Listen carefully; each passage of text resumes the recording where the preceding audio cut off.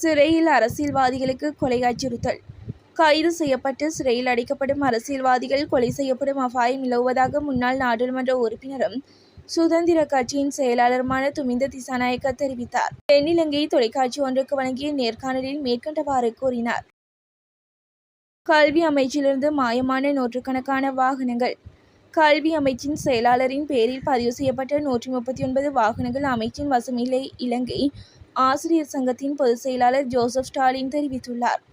2025 மே மாதத்தில் வெளியிடப்பட்ட 2024 கணக்காய்வாளர் நாயகத்தின் அறிக்கையின் சில கண்டறிதல்களை அடிப்படையாக வைத்து அவர் இவ்வாறு கூறியுள்ளார்.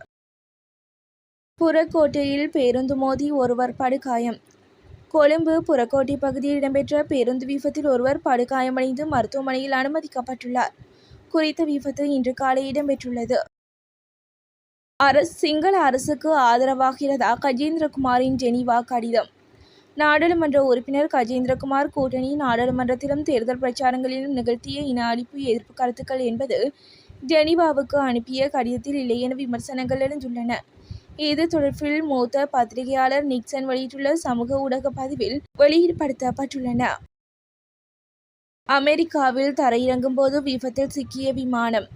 அமெரிக்காவில் சிறிய ரக விமானம் ஒன்று நிறுத்த வைக்கப்பட்டிருந்த விமானத்தின் மீது மோதி விபத்துக்குள்ளாகியுள்ளது. அமெரிக்காவின் மொன்டானாவில் நேற்று தரையிறங்கிய சிறிய ரக விமானமே இவ்வாறு விபத்துக்குள்ளாகியுள்ளது. குறித்த விபத்தில் சிறிய ரக விமானத்தில் பயணித்த விமானி உட்பட 4 பேர் படுகாயமடைந்துள்ளதாக தெரிவிக்கப்படுகிறது. தொடர்ந்து ஏமாற்றப்படும் தமிழ் மக்கள்.